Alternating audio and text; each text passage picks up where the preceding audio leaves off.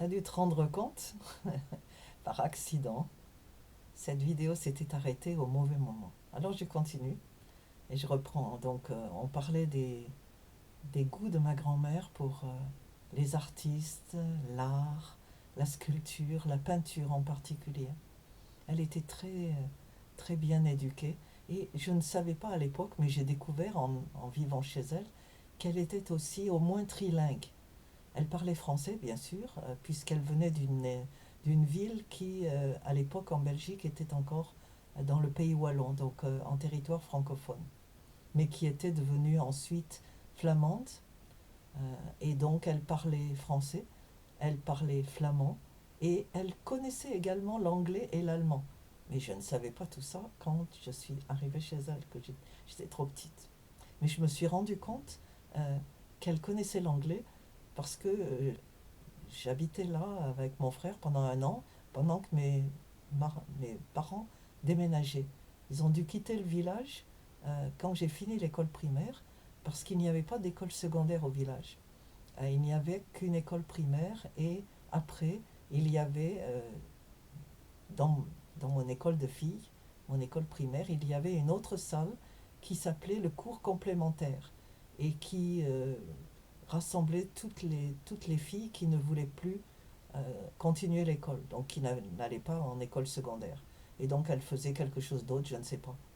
Et donc mes parents qui voulaient que je passe en secondaire ont décidé de déménager et de faire construire. Donc ils ont acheté un terrain dans une ville à 1 heure de route, Romans, qui était une ville très ancienne, construite par les Romains, comme son nom l'indique. Et pendant qu'ils construisaient, mon frère et moi, donc mon premier frère et moi, nous sommes allés vivre chez ma grand-mère maternelle pendant un an. Et donc sa maison était comme un musée. Et j'ai beaucoup admiré tout ce qu'elle avait. J'aimais beaucoup la grande bibliothèque qui montait jusqu'au plafond, dont, dont un de mes frères maintenant a hérité. Et on a passé un très bon temps là-bas, mais bien sûr, il y avait quelques difficultés. D'abord, elle nous avait donné des tâches à accomplir. J'ai oublié, je pense qu'on devait faire la vaisselle, mais je ne sais pas. Si le salon salle à manger était très grand, par contre, la cuisine se réduisait à une espèce de boyau.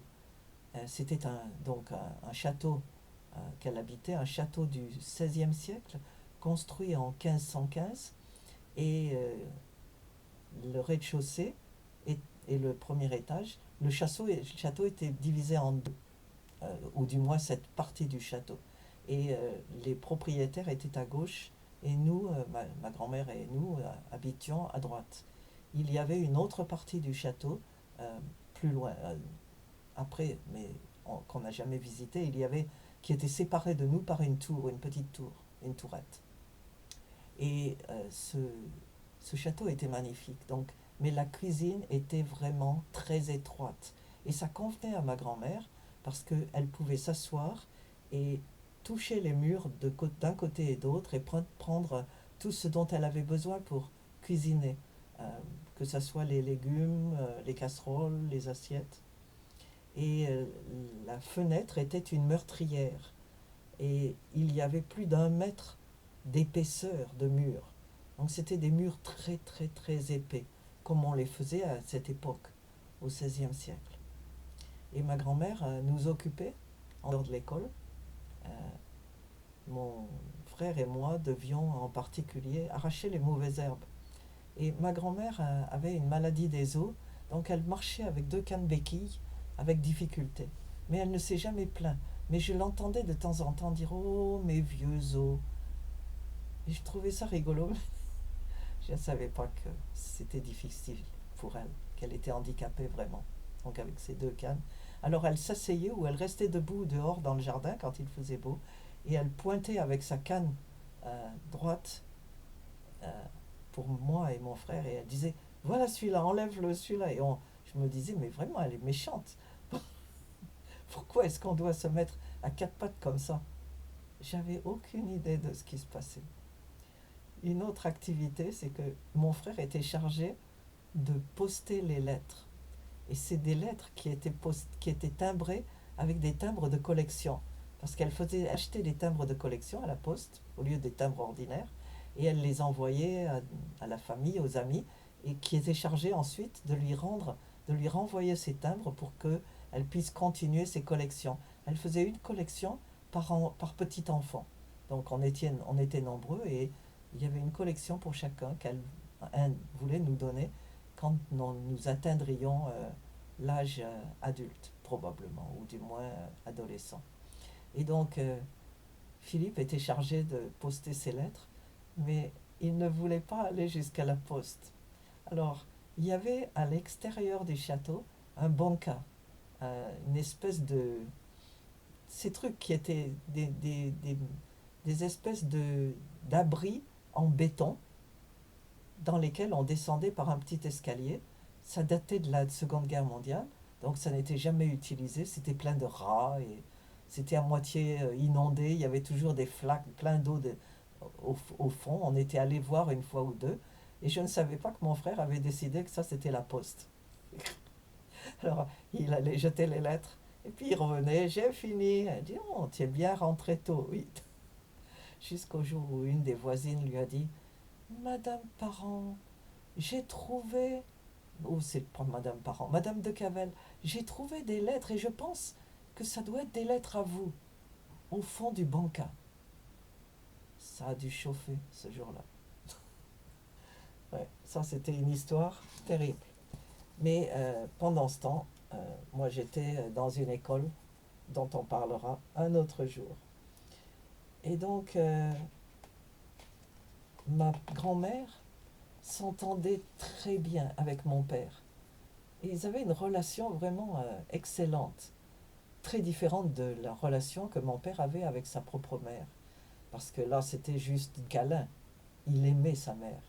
Ma grand-mère maternelle, qui était donc sa belle-mère, il avait une relation intellectuelle très dense avec elle. Il parlait opéra, il parlait musique, il parlait art. C'était quelque chose qu'ils avaient en commun et que mon père ne partageait pas avec ma mère, il faut dire. Et donc, il aimait beaucoup parler avec elle. Donc, mon grand-père paternel, par contre, je ne l'ai pas vraiment connu. Ils habitaient donc en Belgique. On était allé seulement une fois en Belgique, quand j'avais à peu près 6 7 ans. Et on avait visité leur maison qui se trouvait sur ce qu'on appelait la coupure. C'était des maisons dans une rue euh, qui était bordée d'un canal. C'était au bord d'un canal avec un pont-levis, donc qui se soulevait quand les bateaux passaient et qui se refermait. Et j'aimais beaucoup cette coupure. Je l'ai revisitée quand j'étais adulte. J'ai eu l'occasion d'y retourner avec notre seconde fille. C'était vraiment une bonne chose. Et donc on avait vu mon grand-père à l'époque, mais après, ben, on était rentré à la maison. Et quand ma grand-mère habitait toujours là-bas à ce moment-là, et un jour, j'étais petite encore, je ne sais pas, je ne sais pas trop à quelle époque on était au village, et quelqu'un est arrivé, a frappé à la porte, et a parlé à ma mère, et elle a commencé à pleurer très fort. Et après, elle est sortie.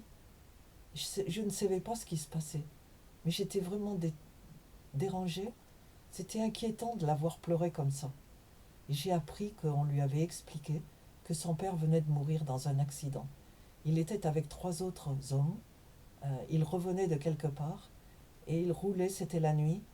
Et il y avait devant eux un, un véhicule qui était garé sur le bord de la route, tout feu éteint. Ce qui veut dire qu'ils n'ont jamais réalisé qu'il y avait ce véhicule et ils ont foncé dedans et ils sont tous morts. 4 morts. C'était terrible. Et ensuite, ma grand-mère maternelle est venue donc en France habiter ce château à Tournon dans l'Ardèche euh, pour être plus près de sa fille.